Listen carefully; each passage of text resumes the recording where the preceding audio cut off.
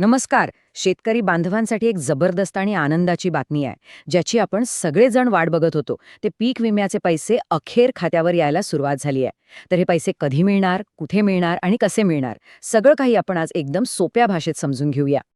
हो, तुम्ही आकडा अगदी बरोबर पाहिलाय. तब्बल 2,480 कोटी रुपये. ही काही छोटी रक्कम नाहीये. ही रक्कम केंद्र सरकार, राज्य सरकार आणि विमा कंपन्या मिळून थेट पात्र शेतकऱ्यांच्या खात्यात जमा करत आहेत. म्हणजे विचार करा, याने किती मोठा दिलासा मिळणार आहे. आणि ऐका, ही फक्त घोषणा नाहीये बरं का, खरंच पैसे खात्यात जमा व्हायला लागले आहेत. म्हणजे ॲक्शन सुरू झालीये. तर मग आता पहिलं काम काय? आपापलं बँक खातं लगेच चेक करायचं.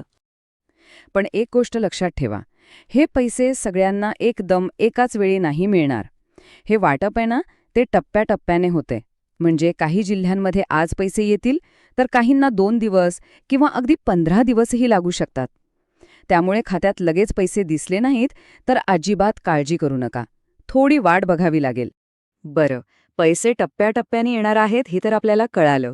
पण आता पुढचा प्रश्न, कोणत्या जिल्ह्याला किती पैसे मिळालेत आणि कोणत्या बँकेत जमा होत आहेत हे जाणून घेणं खूप महत्वाचं आहे. चला बघूया. हे बघा, इथे काही जिल्ह्यांची माहिती दिलीये. उदाहरणार्थ, अहमदनगरला 120 कोटी, अमरावतीला 160 कोटी, नागपूरला तर तब्बल 210 कोटी आणि यवतमाळसाठी 180 कोटी रुपये मंजूर झालेत. आणि हे पैसे बहुतेक करून SBI म्हणजे स्टेट बँक ऑफ इंडिया आणि बँक ऑफ महाराष्ट्रमध्ये जमा होत आहेत. त्यामुळे फॉर्म भरताना जे बँक खातं दिलं होतं ना, तेच तपासा.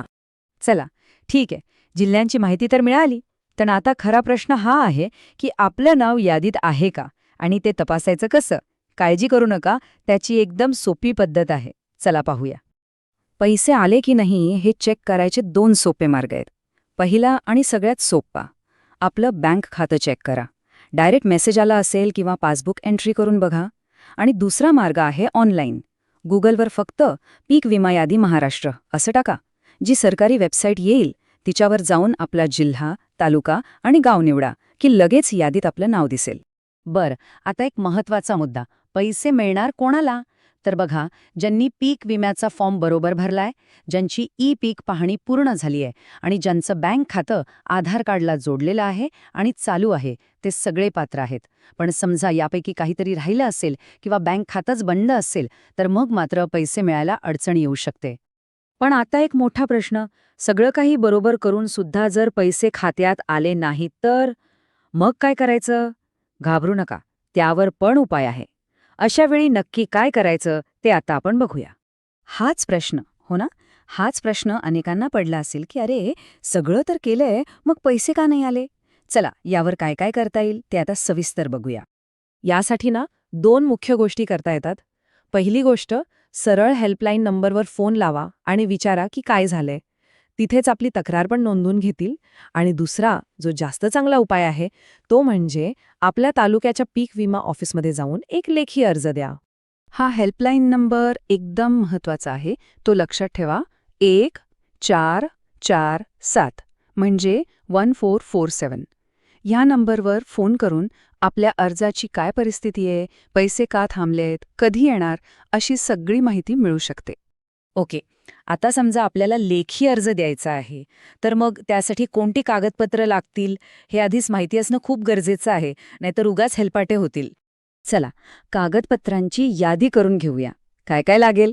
आपलं आधार कार्ड, बँक पासबुकची एक झेरॉक्स, पीक विमा भरल्याची पावती, जमिनीचा 7/12 आणि 8 उतारा आणि हो, सगळ्यात महत्त्वाचं म्हणजे आपल्या लेखी अर्ज. ही सगळी कागदपत्र अर्जाला जोडणं गरजेचं आहे. आता हा तयार झालेला अर्ज कागदपत्रांसकट जमा कुठे करायचा? तर आपल्या भागातील कृषी अधिकारी, तलाठी किंवा थेट पीक विमा कंपनीच्या ऑफिसमध्ये तो देता येतो. योग्य ठिकाणी अर्ज गेला की त्यावर कारवाई लवकर होते. तर मग ज्यांना अजून पैसे मिळालेले नाहीत, त्यांच्यासाठी आता एकच प्रश्न महत्वाचा आहे. आपली कागदपत्र तयार आहेत का? जर नसतील तर अजिबात उशीर करू नका. ही सगळी कागदपत्र आजच्या आज गोळा करा आणि आपल्या हक्काच्या पैशांसाठी लगेच अर्ज करा.